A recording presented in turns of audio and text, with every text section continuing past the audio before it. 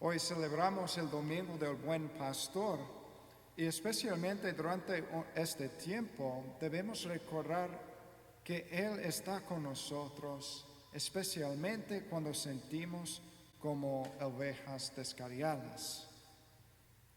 In our world, especially today, social media has become one of the main forms of communication. As people are social distancing, they are trying to find new ways to communicate. We have been using our Facebook page here at the Parish in an effort to reach more people. As we began live streaming the Mass, some people got a Facebook account for the first time. I know this because that is exactly what my mom did. Now, I've had my account since 2007, so it got me thinking, how much do we really know about social media and who is on it? When it comes to using social media, we can put people in at least three categories.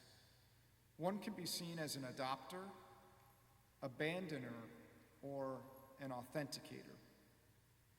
I remember some 5 or 6 years ago, my brother tried to explain to me how people will use different social media platforms to show different versions of themselves.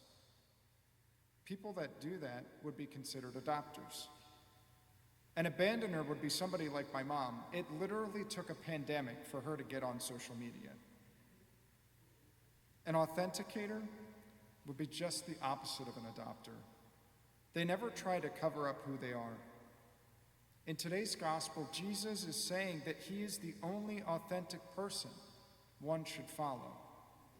Therefore, he remains the same, even if his followers change. Nuestro Señor nos dijo, yo soy el buen pastor.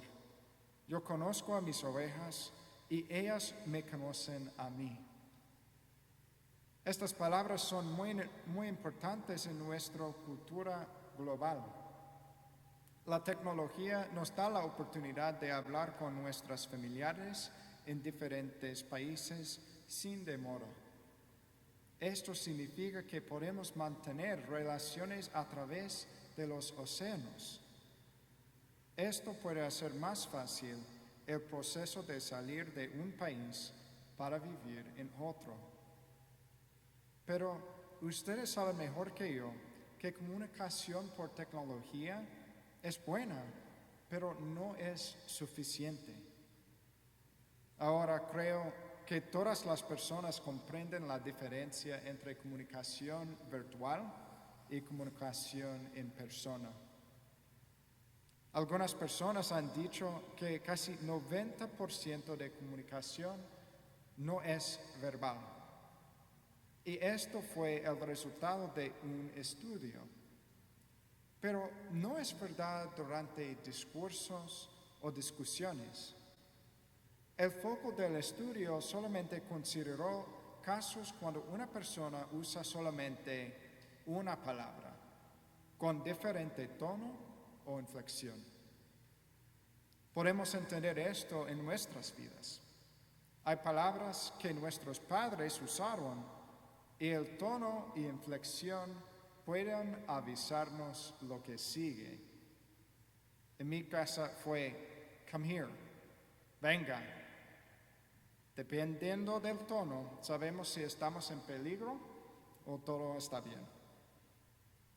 Hoy nuestro Señor nos dijo que las ovejas reconocen la voz del pastor. Si el Señor es nuestro pastor, ¿reconocemos su voz? The fact that Jesus doesn't change the truth he speaks based on who is listening to him is very important for us. He is always going to tell us like it is. He won't sugarcoat the truth. This can be immediately consoling for those who have friends who have betrayed them and sugarcoated things. Really, these people who change their message based on their listener aren't friends. They might be fans, but they aren't our friends. Jesus is explaining in today's gospel, not only is he a true friend, but he is our master. Now, we might not like to think in that kind of terminology. We might even become a little offended by it and say, I am not a slave to anyone. No one is my master. Nevertheless, before we say we are free and not a slave to anyone, we should consider the way that we live.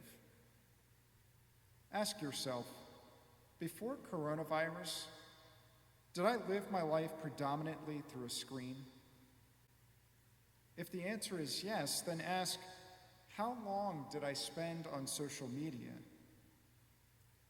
Chances are we are spending more time on social media than it takes to effectively communicate with people we actually know. Since social media platforms can be linked back to a few major groups, one could say that based on the way that we spend our time, we are a slave to Facebook, Tumblr, or Twitter. However, I'm sure most are slaves to TikTok. Think about how many hours we spend watching other people do life. Jesus tells us that we already should know what we already should know but haven't yet noticed. All those who came before me are thieves and robbers. Jesus is God, and God made us. Therefore, Jesus knows what we were made for. Read the Gospels so that you can better understand and listen for his voice and follow him. Si el Señor es nuestro pastor, la manera en que vivimos debe mostrar a los demás que somos fieles a la voz de nuestro pastor. En algunos países es ilegal ser cristiano de ninguna denominación. Estos países tienen católicos se congregan en secreto. Por ejemplo, en China los sacerdotes aprenden inglés para que cuando enseñen la fe a los niños puedan decir, enseñamos inglés. Es la verdad, están enseñando inglés, enseñando la fe católica en el idioma inglés. Conocí a algunos sacerdotes que hicieron exactamente esto. Yo fui a Europa durante mi tiempo en la universidad. Durante este tiempo, encontré 2 padres quienes estaban en el proceso de aprender inglés. Ellos nunca vestían en alzacuello, pero podíamos escuchar en ellos la voz del buen pastor. Especialmente en estos tiempos, debemos leer los evangelios para conocer mejor la voz del buen pastor. Hoy leen en el evangelio según San Juan, capítulo 10. Escuchan la voz del buen pastor y no sean ovejas descarriadas, no, nada más, pero aceptan la invitación de Cristo. Sígueme.